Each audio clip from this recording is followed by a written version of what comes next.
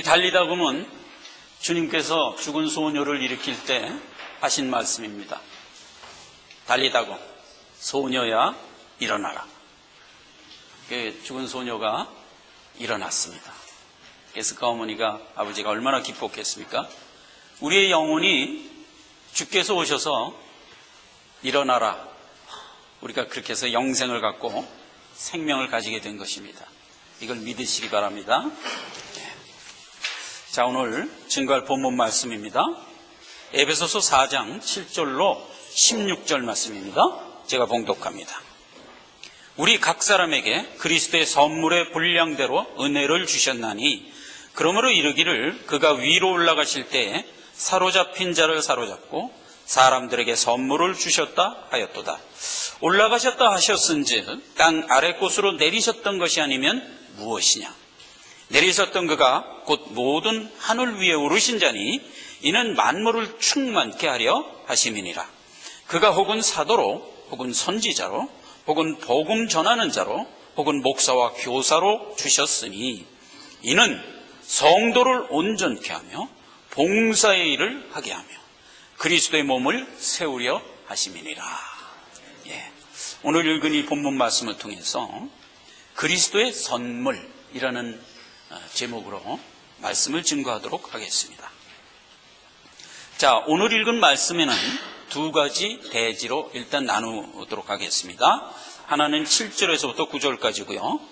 그 다음에 10절에서부터 12절까지인데 하나님께서 우리에게 선물을 주셨다 하는 부분이 처음에 있고요. 후반전에 가서는 그 선물의 내용이 무엇인가라는 것에 대해서 되어 있으며 그 선물의 내용대로 우리를 온전하게 한 몸으로 세우려고 하시는 것이 주님이 우리를 구원하신 뜻이다 하는 것으로 되어 있는 말씀입니다. 자, 그런데 이 말씀 가운데 우리가 몇 가지 용어를 좀 이렇게 해석을 해서 보아야 되겠어요. 여기서 이제 그리스도가 우리에게 선물의 분량대로 주셨다 하는 그 선물은 도대체 뭐냐 하는 얘기예요. 이 선물이라는 얘기는 우리를 구원했다는 뜻인 거예요. 누가복음 11장 13절에 보면 우리 보고 이제 하나님께 늘 구하라고 하나님이 말씀하시면서 이렇게 얘기하는 장면이 나옵니다. 육신의 아버지도 자녀들이 구하면 좋은 것으로 줄 줄 알거든 하물며 하늘의 아버지께서 구하는 너희에게 좋은 것을 주시지 않겠느냐, 이렇게 하는 말씀이 나와요. 그때 좋은 것, 이게 선물입니다. 그런데 이 얘기가 마태복음으로 가면 똑같은 얘기가 어떻게 되어 있냐면 하늘에 계신 내 아버지께서 좋은 것으로 주시지 않겠느냐 하는 부분이 성령으로 주시지 않겠느냐 이렇게 되어 있어요.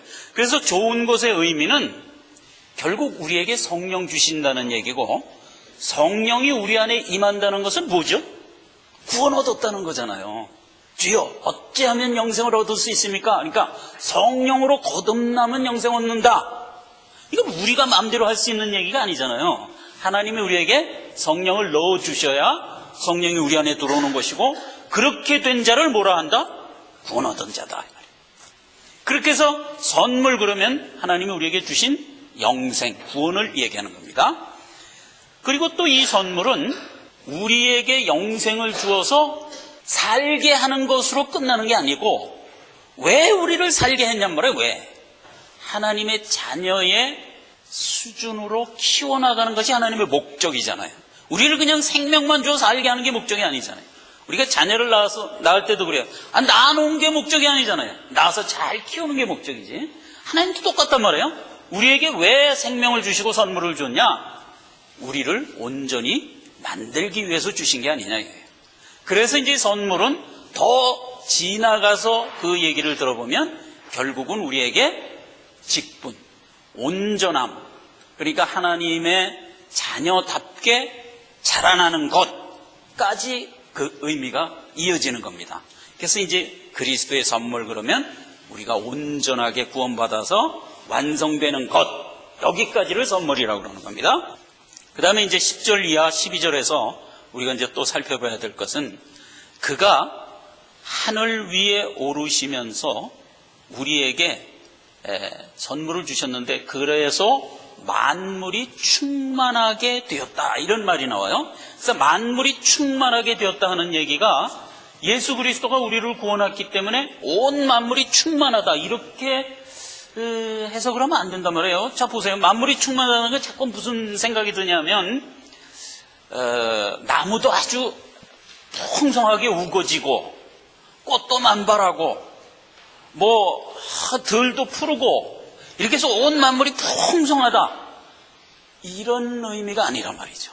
물론 하나님이 그렇게 언제든지 풍성하게 하세요. 근데 여기서 충만하다, 특히 만물이 충만하다 하는 것은 하나님의 구원의 스펙트럼은 우리를 통하여 온 만물, 천하까지도 함께 구원한다는 의미예요. 그러니까 늘 하나님이 우리를 자녀로 삼아서 우리를 구원하시고 우리에게 뭘 부속시켜줬냐면 온 천하 만물 우주를 우리의 부속물로 주셨단 말이에요. 그게 이제 창세기에 나오는 얘기잖아요. 그래서 온 천하 만물을 다 만들고 아담에게 갖고 오죠. 그래서 네가 이것을 관리하고 다스리고 정복하라, 이랬잖아요. 그러니까 우리에게 붙은 것이 온 만물이란 말이에요. 그런데 우리가 타락함으로 만물도 저주를 받게 되는 겁니다. 그래서 지금 우리가 보는 이 온 세상은 저주를 받은 상태에 있는 만물이에요. 근데 하나님이 우리를 온전히 구원하면 어디까지 그 구원이 이어가냐면 그 온 만물을 포함해서 구원하는 것으로 구원이 완성되는 겁니다. 그걸 얘기하는 겁니다. 그래서 만물을 충만케 하려 함이라 할 때 만물까지도 다 함께 구원을 얻는다 하는 얘기예요. 이런 얘기는 성경이 있습니다. 로마서 8장 21절에 가면은 만물이 자기가 구원받을 것을 탄식하면서 기다린다고 되어 있어요. 로마서 8장 21절입니다. 그 바라는 것은 피조물도 썩어짐의 종로로 탄 데서 해방되어 하나님의 자녀들의 영광의 자유에 이르는 것이니라. 그러니까 온 만물이 지금 탄식하고 있습니다. 그러니까 뭘 바라고 탄식하냐면 하나님의 아들, 곧 우리예요. 우리가 어소속히 완성돼서 하나님의 온전한 보호자에까지 어소속히 가라, 이걸 탄식하면서 바라고 있다는 거예요. 그렇게 될 때 만물에게 내려졌던 모든 저주가 풀리고 저들도 함께 하늘에 올라가게 된다. 이게 피조물이 바라는 바예요.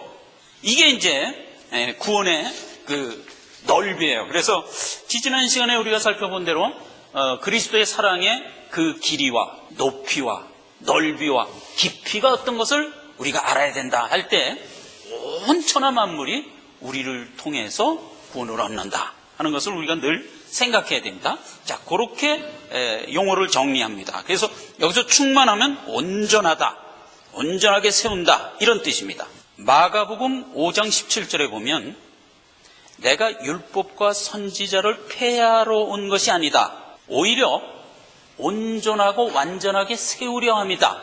이렇게 예수님이 얘기할 때 그때 완전하게 세우려 합니다. 요 완전하게라는 말이 지금 얘기한 만물을 충만케 하려 함이라 하는 그 충만이라는 말과 동일한 말이에요.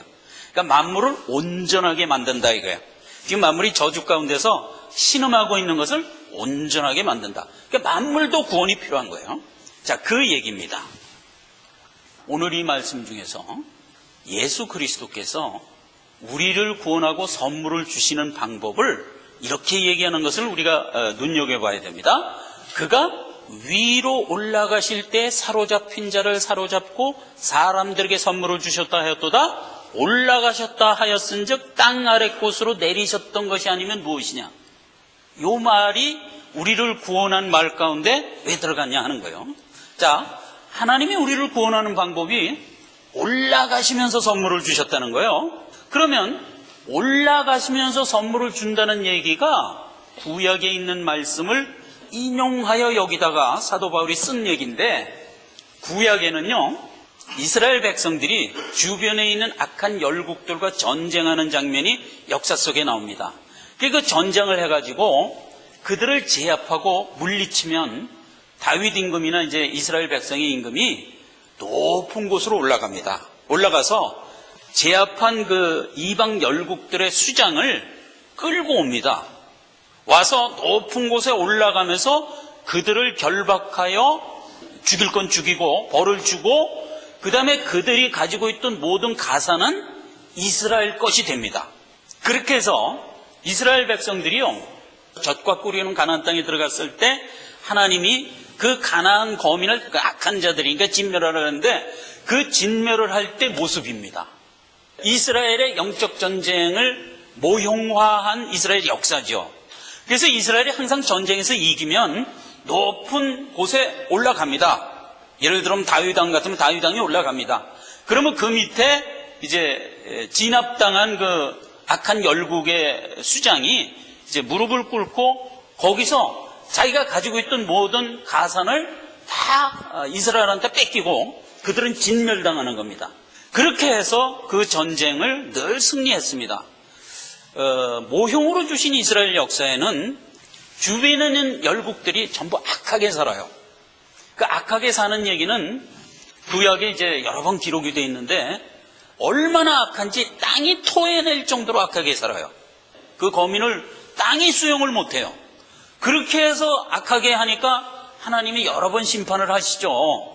그래서 이제 소돔과 고모라에서 유황불 심판도 한 번씩 하시고 또 뭐 노아의 홍수 때는 아예 너무 악이 간영하니까 그 아예 그냥 노아의 홍수 심판으로 온전히 멸절도 하시고 이렇게 합니다.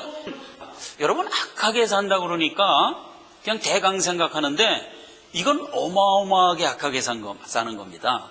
이건 인간일 수가 없이 사는 겁니다. 어떻게 저렇게 불쌍하게 죽일 수 있지? 이렇게 생각할 정도를 넘어서는 겁니다. 우리가 그걸 몰라서 그렇지. 그게 이제 악함의 본 모습인데 그렇게 악하게 사는 거민을 하나님이 진멸을 하는 겁니다.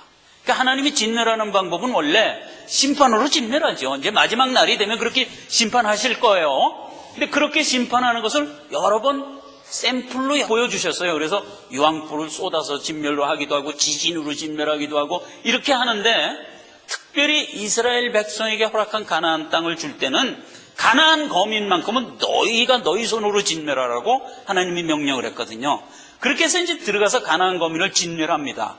진멸하고 다 죽이고 그리고 이제 가나안 거민이 가지고 있던 우양과 뭐 집터와 이런 성을 다 빼앗는 겁니다. 빼앗아서 그것을 나의 분깃으로 삼는 겁니다. 이스라엘의 각 지파별로 제비를 뽑아서 가나안 땅을 나눠주고 또 다시 나눠받은 그 땅은 가족별로 여호수아서 15장 이하에 보면 그렇게 돼 있어요. 가족별로 나눠줍니다. 원래 그 가나안 땅은 하나님께서 언약했어요. 이 땅이 너희 땅이다 이랬거든요. 그런데 가나안 거민들이 들어와서 그렇게 가나안을 타락시켰던 거거든요. 그러니까 하나님이 그거를 진멸하고 말하자면 이스라엘 백성을 거기에 들여서 이제 가나안 복지로 만들어서 이스라엘을 세운 겁니다. 자, 이건 이스라엘의 역사지만 그 안에는 우리를 구원한 구원의 원리와 본질이 그대로 모형 속에 들어가 있는 겁니다. 그래서 우리가 늘 그걸 보는 겁니다. 오늘 읽은 말씀에서도 예수 그리스도께서 땅 아래 곳으로 내려가서 올라가시면서 우리에게 선물을 주셨다는 얘기는 마치 전쟁에서 다윗 임금이 이방의 그 악한 열국들을 쳐부수고 저들의 가산을 몰수하면서 저들을 진멸한 그 사건을 모형으로 끌고 와서 얘기하는 겁니다. 자, 그런데 예수 그리스도는 원래 어디 계셨죠? 당연히 하늘에 계셨어요. 근데 그 하늘에 계신 예수 그리스도께서 하나님이시죠. 우리에게 구원의 복을 주실 때 그냥 하늘에서 그냥 주시면 안 되나요? 그냥 주실 수 없나요? 아니란 말이에요. 올라가면서 준다는 거예요. 이게 중요한 거예요. 근데 올라가면서 줬다는 얘기에는 뭐가 전제되어 있죠? 여기 그러잖아요. 9절에 올라가셨다 하였은즉 내리셨던 것이 아니면 무엇이냐. 내려왔기 때문에 다시 올라가시는 거란 말이에요. 근데 하나님이 우리에게 복을 주실 때 왜 그냥 하늘에서 직접 주시지 내려오셔야만 했냐 이거예요. 내려와서 올라가면서 왜 주시냐 이거예요. 이게 이제 우리를 구원한 하나님의 섭리를 우리가 알아야 되는 과정인 겁니다. 하나님은 무소부지하시고 전능하시기 때문에 자기가 하고자 하는 일을 어떤 방법으로도 사실 할 수 있어요. 그러니까 우리에게 구원을 주시고 복을 주시려면 하늘에서 그냥 막바로 주실 수가 있지 않겠습니까? 당연히 그래요. 그럼에도 불구하고 왜 올라가면서 주셔야만 했고 또 올라가면서 주시기 위해서는 반드시 내려와야만 했었냐 이거예요. 그걸 우리가 구원과 관련해서 반드시 알아야 됩니다. 악의 세력은 언제나 좀 밑에 있습니다. 하늘 보좌가 여기라고 그러면 언제나 반대되는 곳에 있습니다. 그래서 악의 세력을 멸하고 우리를 거기서 자유자 만들어서 구원의 선물을 주면서 올라가시는 거예요. 그래서 내려와야만 되는 겁니다. 이 내려와야만 된다는 것이 우리를 구원하는데 반드시 우리가 인식해야 될 포인트입니다. 우리가 어떤 모습으로 이 땅에 살았냐 하면 죄인의 모습으로 살았습니다. 이게 우리를 구원하는데 필수적으로 출발선상이 되지 않으면 안 되는 겁니다. 하나님이 모든 인류를 창세기 벽두부터 죄인의 모습으로 떨어지는 것을 짐짓 허용하십니다. 그러니까 아담과 하와가 하나님으로부터 지음을 받고 막바로 뭘 하죠? 하나님이 하지 말라고 하는 걸 해갖고 결국 죄로 떨어지잖아요. 그걸 하나님이 막을 수 있었겠어요? 없었겠어요? 막을 수 있었습니다. 막을 수 있었으나 오늘도 우리가 장로님하고 잠깐 무슨 얘기를 나누는 과정에서 그 얘기인데 하나님이 전적으로 우리를 구원하시고 그것이 전적으로 하나님이 하신 일로만 치부돼서는 안 된단 말이에요. 그럼 어떻게 해야 되냐? 그 하나님의 하신 일을 내가 동의하여 고백하는 방법으로 그 일을 하신단 말이에요. 언제나 그렇단 말이에요. 그래서 그럼 저는 죽어 마땅한 자입니다. 하나님 구원해 주셔서 감사합니다. 이 말을 해야만 된단 말이에요. 내가 나를 그렇게 부르신단 말이에요. 그렇게 부르신다는 얘기는 내가 어디 있다는 얘기예요. 구원을 받지 않으면 안 될 위치에 있다는 얘기예요. 그 자리에서부터 나를 불러야만 구원이 비로소 출발되는 겁니다. 그래서 모든 인류는 하나님이 아담의 후손으로 부른 이유가 거기 있는 거예요. 아담이 죄를 져서 떨어졌기 때문에 모든 인류는 다 죄인이 된 겁니다. 죄인이 된 것은 일단 하나님이 그 죄인의 자리까지 내려오셔야만 되는 거예요. 왜 그러냐면 거기에 사탄이 있거든요. 아담과 하와를 왜 죄 가운데로 끌어내렸어요? 사단이 그렇게 했단 말이에요. 사단이. 이건 하나님이 그 사단을 멸해야 된단 말이에요. 그 자리까지 오셔야 돼요. 그래서 사단을 멸하고 그 자리에 있는 우리를 구원하는 겁니다. 그래서 내려오셔야만 되는 거예요. 자, 그 얘기가 바로 8절에 그렇게 기록되어 있는 겁니다. 그러므로 이르기를 그가 위로 올라가실 때 누구를 잡았다고요? 사로잡힌 자를 사로잡았다고요. 그게 사단이에요. 사로잡힌 자를 사로잡고 그 다음에 뭘 했다고요? 우리에게 선물을 주셨다고. 그게 이제 구원의 내용이란 말이에요. 사로잡힌 자 사단을 사로잡습니다. 자, 근데 그 얘기는 아담과 하와가 죄로 떨어져 선악과를 먹고 죄로 떨어질 때 하나님이 이미 우리에게 언약해 주셨어요. 내가 여자의 후손을 너에게 보내서 너를 타락하게 한 뱀의 머리를 밟게 하겠다. 이렇게 약속을 해 주셨단 말이에요. 이게 창세기 3장 15절이죠. 그죠? 내가 너로 여자와 원수가 되게 하고 너희 후손도 여자의 후손과 원수가 되게 하리니 여자의 후손은 네 머리를 상하게 할 것이요 너는 그의 발꿈치를 밟을 것이니라. 여자의 후손이 바로 예수 그리스도란 말이에요. 동정녀 마리아에게서 태어나신 예수 그리스도. 여자의 후손이란 말이에요. 남편 없이 태어난 거예요. 그래서 여자의 후손인 거예요. 그분이 사단의 머리를 밟고 거기서부터 우리를 구원하실 것이다. 유다서 1장 6절에 보면 이 얘기가 조금 더 구체적으로 나옵니다. 또 자기 지위를 지키지 아니하고 자기 처소를 떠난 천사들을 큰 날의 심판까지 영원한 결박으로 흑암에 가두셨으며 그랬어요. 그러니까 내려오셔서 그 일을 한 거예요. 사단을 흑암에 가두고 우리를 구원하셨다 하는 얘기입니다. 계시록 20장 2절에는 이 얘기를 또 이렇게 얘기합니다. 용을 잡으니 곧 옛뱀이요 마귀요 사단이라 잡아 1000년 동안 결박하여 음부에 가두고 이렇게 되어 있습니다. 자, 이 얘기는 오늘날 교회 시대를 얘기하는 겁니다. 용, 곧 옛뱀, 다시 말하면 마귀, 사단 이렇게 기록됐잖아요. 그러니까 옛뱀이 누구예요? 아담과 하와를 유혹했던 그 뱀이란 말이에요. 그게 곧 뭐라고요? 마귀요, 사단 이란 말이에요. 그걸 결박한다고. 그래서 오늘날 예수 그리스도가 2000년 전에 이 땅에 오셔서 십자가에 못 박혀 죽으셨을 때 가장 낮은 곳으로 가신 거 아니에요? 그게 십자가에 못 박혔다는 게 가장 낮은 곳으로 간 거잖아요. 그렇게 낮은 곳으로 가서 뭐를 하셨어요? 예수님이 마귀를 결박하고 멸했단 말이에요. 그리고 올라오시면서 우리에게 영생의 복음, 구원을 주신 거란 말이에요. 그 얘기예요 지금. 그럼 우리 이르기를 그가 올라가실 때 사로잡힌 자를 사로잡고 사람들에게 뭘 줬다? 선물, 구원을 주셨단 말이에요. 그 얘기거든요. 그렇게 해서 이제 용을 결박한 겁니다. 그 1000년 동안 결박했다는 얘기는 주님이 다시 오시는 날까지 결박했다는 얘기예요. 그래서 지금 마귀는 결박당하고 있습니다. 마귀가 결박당했다는 것은 무슨 의미냐 하면 이런 의미입니다. 하나님이 택한 백성을 다시 마귀가 뺏어갈 수 없다는 의미입니다. 이게 마귀가 결박됐다는 뜻이에요. 옛날에는 어떻게 했어요? 마귀가 하나님의 자녀인 아담과 하와를 끌고 내려갔잖아요. 옛날에는 그랬다니까요. 끌고 내려갔어요.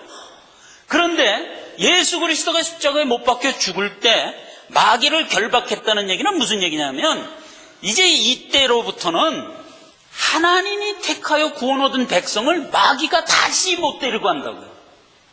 이게 다른 거예요. 이게 결박됐다는 뜻인 거예요. 여기서 틀리면 안 되십니다. 지금 마귀가 결박됐으니까 절대로 이 세상에 마귀가 없어 이런 뜻이 아니에요. 지금 이 세상에 마귀가 있죠.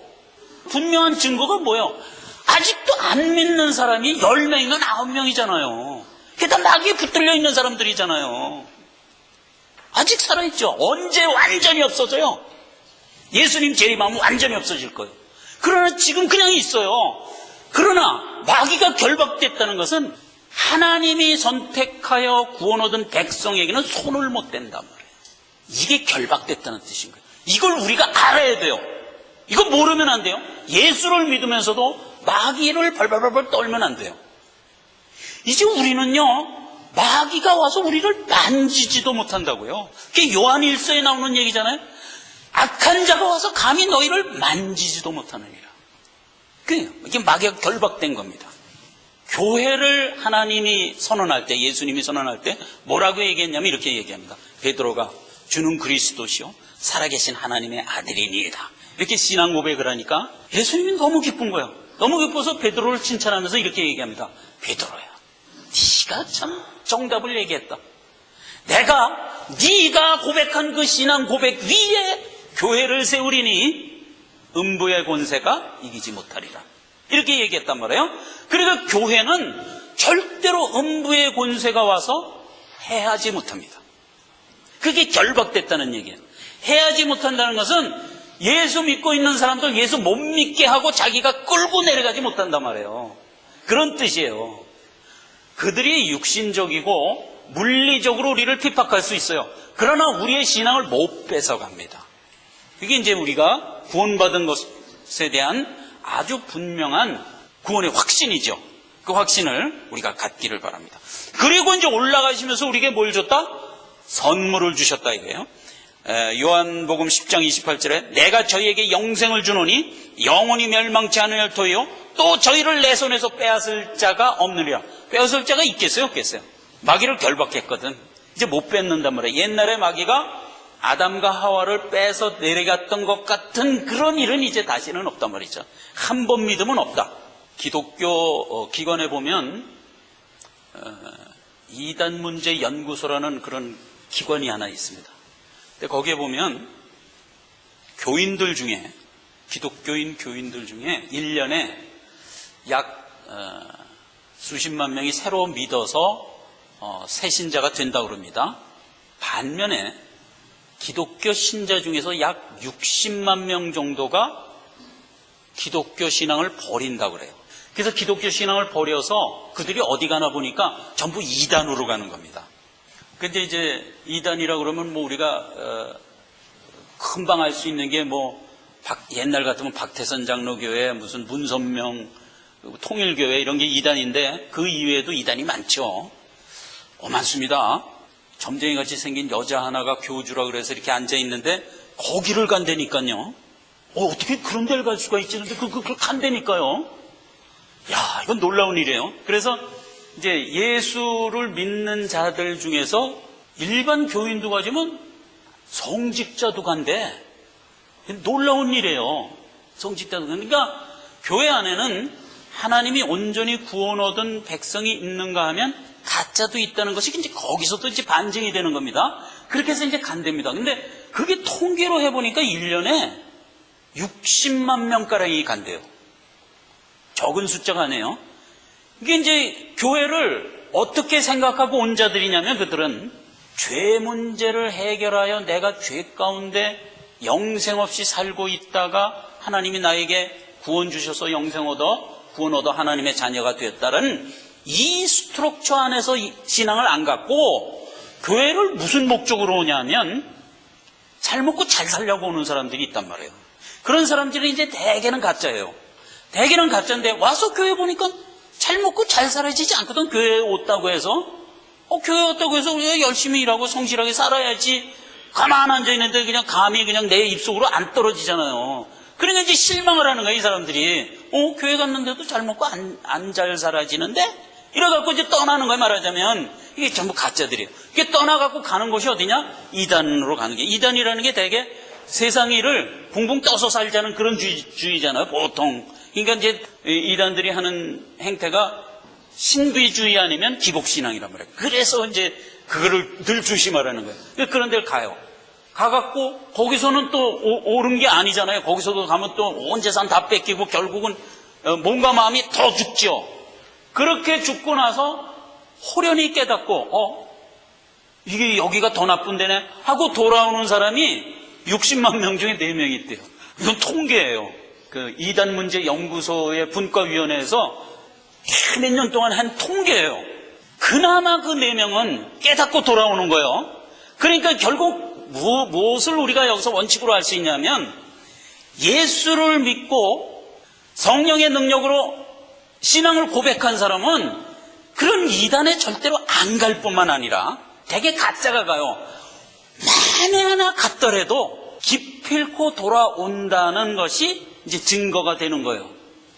그런데 돌아올 때는 어떤 모습으로 돼서 돌아오는지 아세요? 만신창이가 돼서 돌아옵니다. 어떤 사람 하나는 그 여자 교주한테 빠져서 들어갔다가 호련히 깨닫고 나왔을 때는 자기 손으로 자기 딸을 죽인 후에야 깨달은 거예요. 그런 비참한 결과를 체험하고야 깨닫고 돌아와요. 근데 그것도 택한 자녀니까 그나마 돌아왔지, 그렇지 않으면 그것도 못 깨닫고 거기서 영원히 그냥 멸망하고 마는 거죠. 그런 말하자면 이 영적 실상을 우리가 늘 알아야 됩니다. 그래서 이게 두렵게 볼 게 아닌 거예요.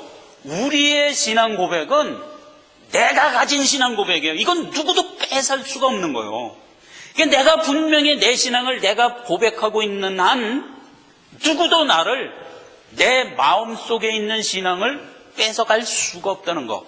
이거는 너무나 어떤 의미에서 쉬운 명제예요. 왜냐하면 내가 할 문제니까. 생각해보세요. 내가 그렇게 하면 되는 거니까. 그렇게 해서 하나님이 내게 주신 신앙은 내가 붙들면 되는 겁니다. 이거를 우리가 꼭 생각을 해야 되고, 우리가 죄 가운데서 구원 얻었다는 것에서 우리의 신앙이 늘 출발돼야 됩니다. 제가 엊그저께 3TV 기독교 방송에서 간증 하나를 들었어요. 들었는데 어떤 가정주부 한 분이 자기가 아무것도 모르는 상태에서 예수가 뭔지 기독교가 뭔지 아무것도 모르는 상태에서 병원에서 남편 병수발하다가 지옥이 있다는 것을 깨달았대요. 이분이 이제 나중에 예수를 믿게 됐습니다. 그런데 지옥이 있다는 걸 깨달았대요. 그러면서 이제 그 내용을 들어보니까 이런 내용이에요. 자기 남편이 암이 걸려서 이제 투병 생활을 하니까 그 암병원이니까 많은 사람들이 암이 걸려서 죽어나가는 거를 계속 보는데 죽는 모습을 보니까 지옥이 있다는 걸 그냥 알겠더래요. 살 때는 다 회사의 사정으로 뭐 멀끔하게 다들 살다가 병 걸려서 와서 죽을 때 보니까 다 죽음을 두려워하면서 죽더라 이거죠. 근데 그 두려워하는 모습이 너무 참혹한 거예요. 근데 어떤 사람 하나는 보통 이렇게 심장박동이 이렇게 이제 게이지로 이제 꽂혀 있는데 90에서 뭐 100 이렇게 심장박동이 있다가 점점 떨어져서 30까지 가면은 보통 죽는답니다. 거의 100% 죽는답니다. 근데 어떤 사람 하나는 30까지 떨어졌는데도 꼭 하면서 숨을 그걸 표현을 하는데 너무 참혹해서 표현을 못 하겠어요. 꼭 하면서 숨을 쉬면서 다시 살아나는 거예요. 눈은 완전히 공포에 떨려 있고 지금 비몽사몽간에 그러는데 근데 30이면 보통 죽어야 되는데 못 죽는 거예요. 그렇게 3일을 버티더래요. 3일을 버티는데 나중엔 눈은 완전히 공포에 있고 힘은 하나도 없대요. 못 먹은 지가 뭐 몇 개월이 돼서 못 먹으니까 힘도 하나도 없는데 어디서 힘이 나오는지 자기 살려달라고 가족 손을 붙들고 자기 살려달라고 헤드록을 하고 부르짖는데 장정 몇 명이 가서 풀었대요. 그렇게 힘 있게 붙들더라는 거예요. 도저히 무서워서 나 못 죽겠다고 그러더래요. 그러면서 죽는 거예요. 그러니까 대부분 거기서 죽는 사람이 그렇게 죽어가는 거예요, 사람들이. 그러니까 이 사람은 아무것도 모르고 기독교도 모르고 뭐 아무 종교도 없는 사람인데 그걸 보고 그냥 알겠더래요. 그냥 죽고 난 이후에 지옥이라는 데가 정말 있구나 하는 걸 그냥 알겠더래요. 그냥 성경에 그 얘기가 있죠. 히브리서에 모든 사람이 한 번 죽는 건 정한 것이요 죽은 후에는 반드시 심판이 따르리니 이거예요. 그냥 반드시 심판이 있는 거예요. 그걸 확인한 거예요. 이 사람이 누가 가르쳐준 것도 아니고 그냥 보니까 알겠는 거예요. 그래갖고 이 사람이 자기 남편도 그렇게 죽어가니까 방법이 없잖아요. 그래서 도움을 구한 게 그 병원에 있는 이제 원목 목사님한테 가서 이제 도움을 구했더니 아주 간단하게 대답을 한 거예요. 예수 그리스도가 이 땅에 오셔서 저 밑바닥까지 내려가셔서 그 네가 무서워하는 그걸 제압하고 너에게 생명 주어 구원하였다. 십자가에서 승리하였다. 요 말 한마디 딱 해준 거예요. 그냥 그 말 한마디 딱 듣고 그냥 바로 해답을 얻은 거예요. 이 사람이 바로 해답을 얻고 그렇습니까? 우리가 한 게 아니고 하나님이 그렇게 하셨단 말이죠. 그렇습니다. 하나님이 그렇게 하셨습니다. 그걸 여러분이 믿고 하나님께 나아가면 됩니다. 그러니까 그냥 바로 나간 거예요. 바로 나가갖고 자기 자신 구원을 받았을 뿐만 아니라 죽어가는 남편도 그걸 같이 들었대요. 남편이 환하게 웃으면서 딱 죽은 거예요. 얼마나 환하게 웃으면서. 그러니까 보세요. 수많은 사람들이 두려움과 공포에 질려가지고 나 못 죽어 하면서 다 죽어가는데 남편도 그렇게 죽어갔었는데 그 복음 듣고 환하게 웃으면서 딱 죽은 거예요. 하나님이 우리에게 베풀어 주신 구원은요 단순한 겁니다. 다시 얘기하지만 우리의 능으로 우리가 구원받은 게 아니란 말이에요. 누가 구원했냐? 예수 그리스도가 내려오셨다니까요. 내려와서 마귀의 머리를 밟고 거기서 우리를 건져서 선물을 주셨도다 이 말이에요. 오늘 읽은 9절 말씀이란 말이에요. 내가 한 게 아니란 말이에요. 하나님이 하신 거기 때문에 이건 틀림없는 거라고요. 너무나 틀림없는 거랍니다. 그렇게 해서 그 선물의 끝자락이 뭐냐? 사도와 선지자와 목사와 교사로 우리에게 주시잖아요.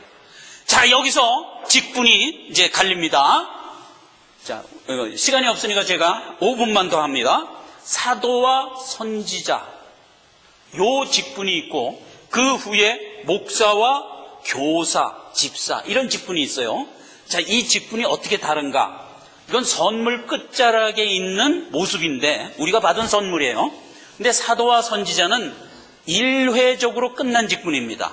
지금 존재하지 않는 직분입니다. 사도와 선지자는 예수 그리스도가 처음부터 이 땅에 오시면서 처음부터 함께하여 십자가에 못 박히고 죽고 부활 승천할 때까지 같이 있던 자들 중에서 뽑은 자들이에요. 근데 왜 그들을 뽑았냐? 그들에게 복음을 증거하는 자로 세워주신 거예요. 원래 복음을 증거하는 자는 누구라고 그랬죠? 성령이라고 그랬어요. 성령이 깨닫게 하리라 그랬어요. 근데 그 성령과 함께 사도들도 동일한 증인으로 불러주세요. 그래서 성령이 역사하고 사도가 역사하고 해서 첫 초대교회 복음이 증거됩니다. 그렇게 해서 완성된 게 뭐죠? 성경입니다. 예, 성경이에요. 그래서 사도, 선지자, 그 당시에 하나님이 부르신 복음 전하는 자, 이들은 성경에 보면 다 그 얘기가 나와요. 누구인지. 그들은 일회적이에요. 그들이 오셔서 이 성경이 완성될 때까지 하나님의 하신 일을 직접 증거해요. 자기가 봤으니까. 그래서 사도와 선지자와 복음 전하는 자의 조건은 뭐냐면 예수 그리스도가 처음부터 함께하여 그가 한 일을 증거할 수 있는 자만 사도와 선지자와 복음 전하는 자예요. 그렇게 해서 성경이 완성돼요. 완성되면 더 이상 사도와 선지자와 복음 전하는 자의 직함이 필요 없어요. 그냥 이거 갖고 돼요. 또 필요가 없을 뿐만 아니라 사도와 선지자와 복음 전하는 자를 만들 수도 없잖아요. 예수님이 승천하셨으니까. 그렇잖아요. 만들 수도 없어요. 그렇게 해서 이제 그 직함은 없는 겁니다. 그리고 무슨 직함이 남았냐? 목사, 장로, 집사의 직분이 남은 겁니다. 자, 그게 이제 오늘날 우리의 직분입니다. 목사는 성경에 보면 이렇게 기록되어 있습니다. 기도하는 것과 말씀 증거하는 일에 전무하는 자입니다. 이게 목사입니다. 그것 이외에 다른 일 하겠다고 그러면 거의가 가짜입니다. 요거 생각하시면 되고요. 장로는 여기 이제 디도서 1장 7절 이하에 쭉 말씀이 나오는데 요약하면 이런 겁니다. 목사와 함께 교회를 권면하며 다스리며 섬기는 자입니다. 이렇게 해서 둘이 함께 하나님이 임직자로 세워주십니다. 집사는 실행자입니다. 회사에 가면 중역이라는 말이 있죠. executive입니다. executive. 실행자 이런 뜻입니다. 집사는 교회의 중역입니다. 즉 장로와 목사가 기도하며 하나님께 받은 말씀대로 교회를 양육하는 일을 실제로 시행하는 자가 집사입니다. 그러니까 실제로 일하는 거예요. 뭐 교회에서 구제할 일이 있다 그러면 그 일을 실제로 집사들이 다니면서 구제를 하는 겁니다. 그렇게 하라는 겁니다. 실행자입니다. 그렇게 해서 이 세 임직, 직분을 하나님이 허락해 주셔서 이 직분대로 일을 하게 하십니다. 그렇게 일을 하면 어떤 결과가 나냐? 12절 모든 성도를 온전하게 하며 봉사의 일을 하게 하며 그리스도의 몸을 세우려 하심이라. 여러분, 그리스도의 몸이 뭐죠? 교회입니다. 교회가 온전히 서도록 한다 이겁니다. 우리에게 뭐를 주셔서? 직분 주셔서. 이 직분을 달러 받고 말하면 뭐라고요? 선물이라고요. 우리에게 선물을 왜 줬다? 이를 교회 몸을 온전하게 세우도록 하심이라 이겁니다. 이렇게 해서 이 땅에서 하나님이 세워주신 이 교회가 온전한 모습을 가지고 나갈 수 있도록 직분자들이 열심히 하나님이 부르신 종이 되어서 일을 하게 해서 오고는 수많은 사람들이 와서 예수 믿고 구원 얻게 하는 일에 초석이 되는 겁니다. 그렇게 해서 우리에게 구원을 베풀어 주셨다. 우리에게 생명 주신 것이 결국은 구원이지만 생명을 왜 줬냐 하는 것까지 우리가 생각해야 된다는 얘기입니다. 기도하겠습니다. 하나님 아버지, 은혜를 감사드립니다. 하나님이 우리에게 구원의 귀한 은총을 주시고 하나님 나라의 후사로 신분을 바꿔 주셨습니다. 교회로 불러주시고 말씀을 우리의 삶 가운데서 펼치며 살아갈 수 있도록 은혜 주셨습니다. 하나님 은혜를 감사합니다. 우리가 이 일을 통하여 우리가 자랄 뿐 아니라 우리가 온전해질 뿐 아니라 인근의 영생 얻기로 작정된 주의 백성들에게 그리스도의 복음의 빛을 증거하는 증거자로서 살아가게 하옵소서. 그리하여 생명의 산실된 참 교회가 하나님 앞에 늘 성장해 나갈 수 있도록 하나님 역사하시고 인도하여 주옵소서. 예수님의 이름으로 기도했습니다. 아멘.